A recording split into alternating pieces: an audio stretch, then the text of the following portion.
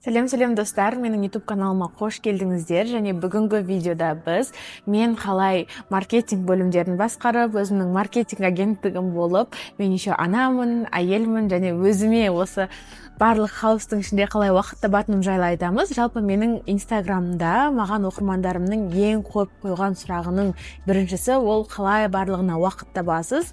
Менің кішкентай балам бар. Тіпті соған қарамастан қалай жұмыс жасайсыз, қалай өзіңізге және проекттеріңізге уақыт табасыз деген сұрақ болды. Осы сұраққа мен бүгін осы видео арқылы жауап беруді жөн көрдім. Бүгінгі видеоны көргеннен кейін сіздің де өміріңізде бір жүйе пайда боларына сенімдімін. Өйткені қазір мен сізге айтатын кеңестер бұлар бір ойдан алынған кеңестер емес, мен шынымен өмірде қолданатын, маған пайдасын тигізіп жүрген және уақытымды тиімді басқаруға көмектесіп жүрген кеңестер. Сол үшін кеттік, бастайық. Ең алдымен достар, мен бұл кеңесті өзімнің жолдасымнан естідім. Білмеймін ол қай жерден естігенін. Бұл классификация времени деп аталады. Яғни қараңыздаршы, біздің бұл өмірде әртүрлі рөлдеріміз бар. Мысалы, мен алатын болсақ, мен өзімнің балам Ыбырайға мен анамын, өзімнің жолдасым Шыңғысқа мен әйелімін, мен ата-анама баласымын деген секілді әртүрлі рөлдеріміз бар. Жұмыста мен маркетологпын, біреуге бастықпын, біреудің қол астындағы маркетологпын деген секілді кете береді.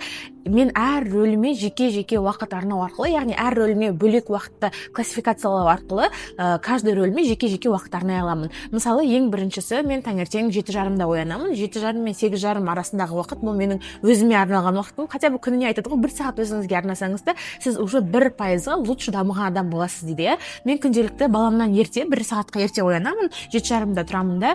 Менде понедельник, среда, пятница сайын фейс пластика бойынша, фейс фитнес бойынша тренировка. Мен 1 сағат соған қатысамын. Ал тренировкаға қатыспаған күндері, білмеймін, таңертең тұрып жаттығу жасасам болады, кітап оқысам болады. Әртүрлі өзіме не маңызды, өзімнің дамуым үшін не маңызды, 1 сағат бойы мен сонымен айналысамын. Сағат 8:30-нан бастап примерно сағат 10:30-ға дейін мен үйде завтрак жасаймын, үйді реттеймін деген секілді. Яғни ол кезде мен әйел-ана рөлін бірге алып жүретін сияқтымын. И ары қарай сағат 2-ге дейін, сағат 1-ге дейін мен чисто баламмен өткізетін уақыт. Яғни таңертеңнен түске дейін ол мен чисто баламмен өткізетін уақытым. И мен ана рөлінде осы жерде күшті ашыламын. Ол кезде маған жұмыста қызық емес, ол кезде маған уже жеке дамуымда қызық емес, әйел рөлінде қызық емес, бала рөлінде қызық емес. Менің приоритетім баламда, Ыбырайда. И мен толығымен 100% осы рөлге беріліп, барлығын балам үшін жасаймын. Оны развивашкаға апарамын, бірге кітап оқимыз, бірге ойнаймыз, далаға шығамыз деген секілді. Одан кейін оны ұйықтатамын да, түстен кейін уже менің маман ретіндегі уақытым басталады. Яғни мен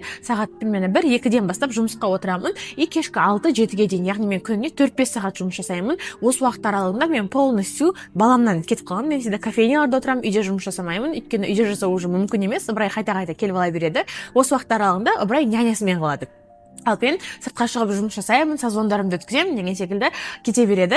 И кешке жақын уже үйге жиналамыз барлығымыз, кешкі асымызды ішеміз, Ыбырайдың әкесі келеді, мен үйде боламын, барлығымыз отбасы болып бірге уақыт өткіземіз. Және Ыбырай ұйықтап қалғаннан кейін жолдасымызбен бірге кино көрсек болады, әртүрлі тағамдар жегенді жақсы көреміз кешке жақын. Осылай бірге уақыт өткіземіз, сапалы уақыт өткіземіз. Маңыздысы, міне сіздерге де мен осы бір идеяны айтқым келіп тұр. Уақытыңызды классификациялап алсаңыз, мен түске дейін мен осы рөлдемін, түстен кейін мен осы рөлдемін, кешке жақын мен осы рөлдемін деген секілді. Бұл да сіздің уақытыңызды сондай тиімді басқара алуға көмектеседі. Өйткені барлығымызға 24 сағат уақыт берілген. Одан артық уақыт ешкімде жоқ. Сондықтан да сіз просто өзіңізге берілген уақытты бөліп алсаңыз, мен осы уақытта мынаны деп, бұл сізге де көмектесеріне сенімдімін. Маған бұл өте қатты көмектеседі. Мен өмірімді қазір жүйелеуге прям күшті көмектесті.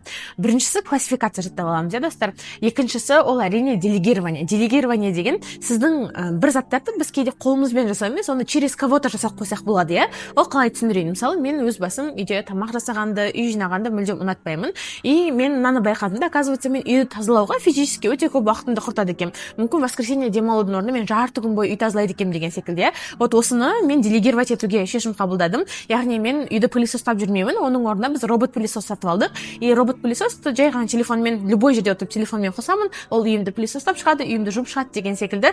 Қазір айтуларыңыз мүмкін, әрине сенде бұндай жағдай бар, робот-пылесос ала аласың, басқасын ала аласың, ал біз қолмен жасауымыз керек деген секілді.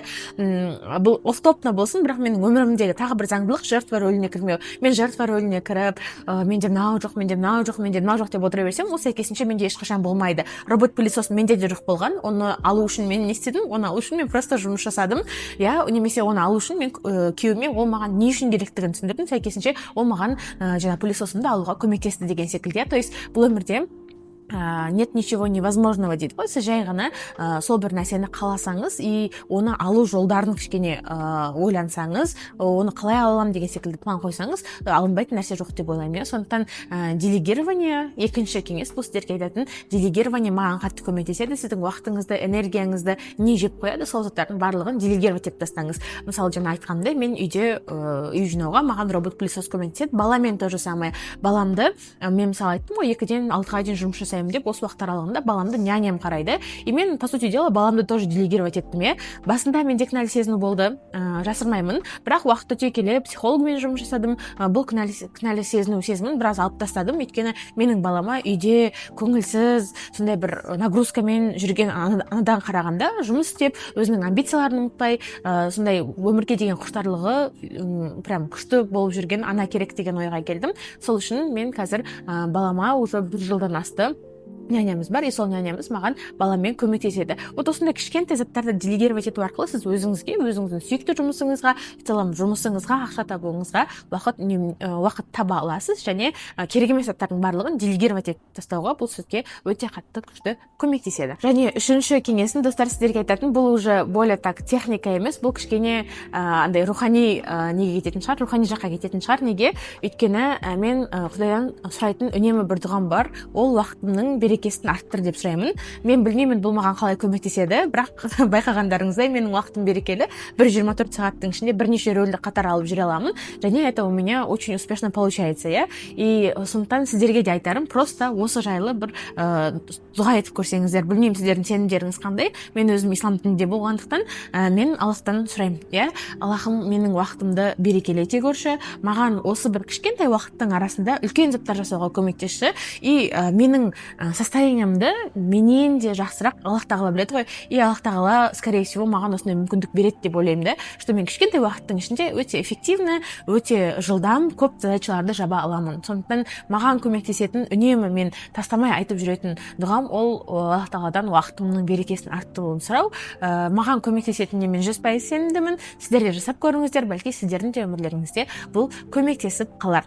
Осымен достар, қорытындылайық. Мен сіздерге айтқан 3 кеңесім: біріншісі классификация времени, рөлдер бойынша уақытыңызды бөліп тастайсыз. Екіншісі делегирование, яғни сіздің уақытыңызды, энергияңызды алатын заттарды жай ғана басқа біреу арқылы немесе басқа бір техника зат арқылы жасайсыз. Және үшіншісі, ол әрине өз сеніміңізге байланысты. Менің кейсімде Аллах тағаладан үнемі дұға ету, уақыттың берекесін сұрау, уақыттың берекесін арттырып қоюын сұрау, дұға ету. Видеом пайдалы болды деген үміттемін. Міндетті түрде лайк басыңыздар, менің каналыма тіркелуді ұмытпаңыздар, және осы кеңестер жайлы қандай инсайт алдыңыздар, міндетті түрде комментарийға жазыңыздар. Әрбір комментарийларыңыз мен үшін маңызды, достар. Келесі видеоларда кездескенше, всем пока.